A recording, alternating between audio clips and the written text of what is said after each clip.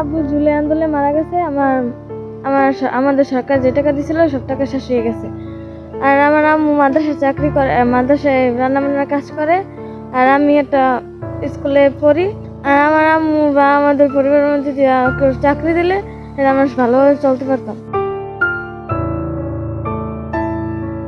জীবন সংগ্রামে বেঁচে থাকার জন্য স্ত্রীর মাত্র ২,০০০ টাকা বেতনের গৃহ পরিচারিকার কাজে চলছে জুলাই আন্দোলনে শহীদ জাকির হোসেনের সংসার। মেয়ের ভবিষ্যৎ নিয়ে অনিশ্চয়তায় রয়েছেন স্ত্রী সালমা বেগম। তাই স্থায়ী কর্মসংস্থানের দাবি জানিয়েছেন সালমা সহ তার স্বজনেরা। পটুয়াখালীর দশমিনা উপজেলার লক্ষ্মীপুর গ্রামে মৃত মান্নান খানের মেজ ছেলে জাকির হোসেন। তিনি ঢাকার একটি গার্মেন্টসে সেলাই মেশিনের কর্মচারী হিসেবে কাজ করতেন। বৈষম্য বিরোধী ছাত্র আন্দোলন চলাকালীন গত ১৯ জুলাই রায়েরবাগে গুলিবিদ্ধ হয়ে ৫ দিন ঢাকা মেডিকেল কলেজ হাসপাতালে চিকিৎসাধীন থাকার পর তার মৃত্যু হয়। পরে তাকে গ্রামের বাড়ি বড় গোপালদিতে দাফন করা হয়। আমি এখন অসহায়। আমার মেয়ে নিয়ে আছি। আমি এখন মাদ্রাসায় রান্না করি। যে টাকা সরকার দিয়েছে আমাকে, কিন্তু অত শেষ হয়ে গেছে।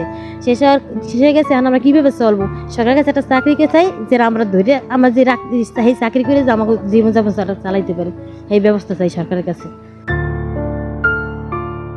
উপার্জনক্ষম ব্যক্তিকে হারিয়ে অনেকটা দিশেহারা হয়ে পড়ে স্ত্রী সালমা ও তার ৮ম শ্রেণীতে পড়ুয়া কন্যা জিদিনী। তার মৃত্যুর পর জুলাই ফাউন্ডেশন, জামায়াত ও বিএনপি থেকে কিছু অর্থ সহায়তা পেলেও ধার দেনা মেটানোর কারণে তার অনেকাংশ খরচ হয়ে যায়।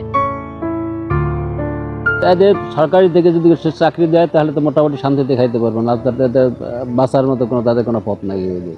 আর বাইরে তাদের কোনো ধন সম্পদ বা জায়গা জমি তাদের কিছুই নাই। ওই শুধু আছে ওই উপর নির্ভর করে দিয়ে, ওই স্বামীর উপরে নির্ভর করতে। স্বামী যখন নাই, এখন তো তারা তো অসহায়। আমার ভাই মারা যাওয়ার পরে আমার ভাতিজি, আমার ভাইয়ের বউ, তারা খুব অসহায়ভাবে চলাফেরা করতেছে। তাদের সরকার থেকে যে অনুদান দেওয়া হয়েছে, দেখেন টাকা পয়সা তো চিরকাল থাকে না, টাকা কয়দিন থাকে, কিন্তু বিষয়টা হলো সরকার যদি কিছু একটা কইরা দেয় কর্মসংস্থান, তাহলে যে ওইটার ছিল যেন আমার ভাইজি বা আমার ভাইয়ের বউ তারা যেন চলে ফিরা খাইতে পারে। বর্তমানে সংসারের ভরণ পোষণ বহন করতে স্ত্রী সালমা বেগম বেছে নিয়েছেন গৃহ পরিচারিকার কাজ। স্থানীয় একটি মহিলা মাদ্রাসায় ২,০০০ টাকা বেতনে কাজ করছেন তিনি। মেয়ের ভবিষ্যৎ চিন্তায় অনেকটা উদ্বিগ্ন তিনি।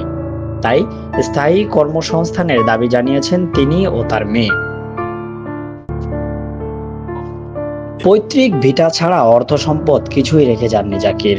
তাই এলাকাবাসীও জাকিরের স্ত্রীকে স্থায়ী কর্মসংস্থানের ব্যবস্থা করার অনুরোধ জানিয়েছেন। জাকির ভাই তো মারা গেছে, তার ওয়াইফ এখন অসহায় পড়ে গেছে। যদি সরকার যদি কোনো একটা চাকরির ব্যবস্থা করে দিত তাহলে একটু অনেক উপকার হতো আর কি, তাদের পরিবারটা খুব ভালো চলতো। জাকিরের স্ত্রীর স্থায়ী কর্মসংস্থানের বিষয়ে ঊর্ধ্বতন কর্তৃপক্ষকে অবহিত করার পাশাপাশি সকল শহীদদের পরিবারকে উপজেলার বরাদ্দকৃত অনুদান অগ্রাধিকার ভিত্তিতে প্রদান করার কথা জানিয়েছেন দশমিনার ইউনো। আমরা শহীদ জাকিরের পরিবারের বিষয়ে অবগত হয়েছি। শহীদ জাকির এবং অন্যান্য শহীদ পরিবারের বিষয়ে সরকারি যে কোনো সাহায্য সহযোগিতা আসলে আমরা তাদেরকে সর্বোচ্চ বিবেচনায় রাখার জন্য উদ্যোগ নিয়েছি। ইতিপূর্বে আমরা ব্যবস্থা নিয়েছি। ভবিষ্যতে যেসব সাহায্য সহযোগিতা কিংবা যে কোনো কার্যক্রম আসবে আমরা তাদেরকে ব্যবস্থা নেওয়ার জন্য ইনশাল্লাহ চেষ্টা করব।